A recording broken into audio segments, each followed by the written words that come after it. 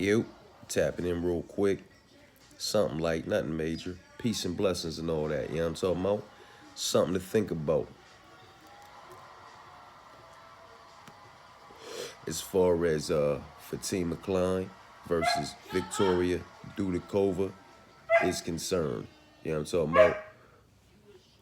Now Victoria is currently 8-1 in her career, 2-1 inside the UFC octagon. I'm not including Dana White Contender Series. You know what I'm talking about?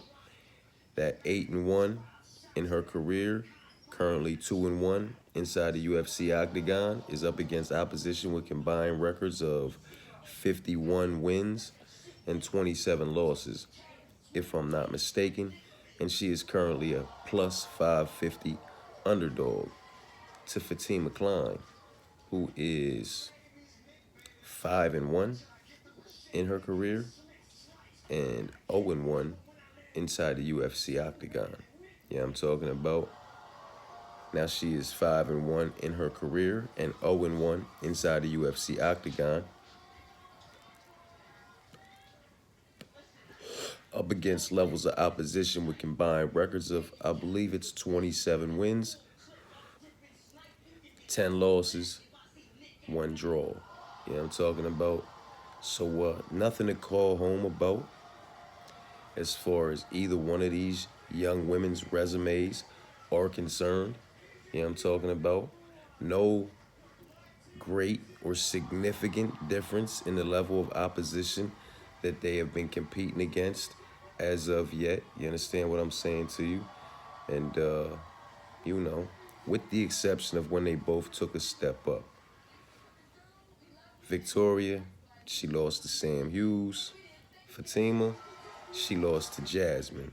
Now, while we may rank and rate the Jasmine loss as a better loss than the Sam Hughes loss, you understand what I'm saying to you?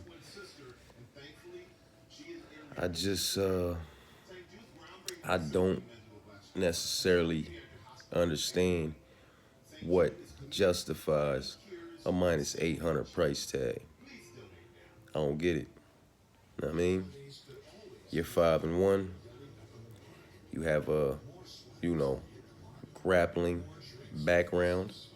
You know what I mean? And that is what made individuals very high on you coming into the UFC. But what happens if you're unable to implement that part of your game against Victoria, who is also another young woman who likes to implement an all-around body of work, who is also very solid in the wrestling and grappling department, both offensive and defensively. You understand what I'm saying to you? You go check her body of work. She likes to implement an all-around body of work. She's solid. She's well-rounded. You understand what I'm saying to you? And I just don't know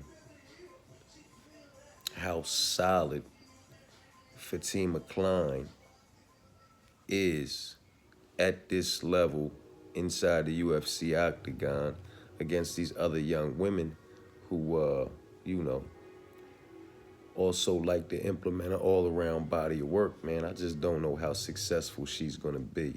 You know what I'm talking about? And with that being said, man, you know, you might want to ponder a play on the dog in some way, shape, form, or fashion. You know what I'm talking about? Due to the fact that she's not going to justify this price tag even with a win. You know what I'm talking about? It's going to be another one of those situations where that price rapidly changes once that fight starts. Going into the second round, it might be a minus 110, minus 110 pick 'em. You know what I'm talking about? Which is crazy to think it's a minus 800 right now. It'll probably be close to a minus 850, 900, maybe a minus 1,000 come fight night. And it could be a minus 110 going into the second round. You know what I'm talking about? It's just another case of, you know, ridiculously pricing these individuals that just have not been battle tested. And When they have been tested up against a higher level of opposition, they have failed. You know what I mean? It's another case of, oh, well, Robelis de Spain came in here and lost the Salsa Boy. But let's make him a minus 500 favorite against Austin Lane, even though he just fumbled the bag as a significant favorite against Salsa Boy. Who cares? Let's make him a significant favorite against Austin Lane so he can fumble the bag yet again. You understand what I'm saying to you? It feels like one of those situations with Fatima Klein, man. You know what I mean? We have a young woman who a lot of people were very high on based on her grappling credentials. Much like a Robelis de Spain, a lot of people were high on him based on his striking credentials. You understand what I'm saying to you?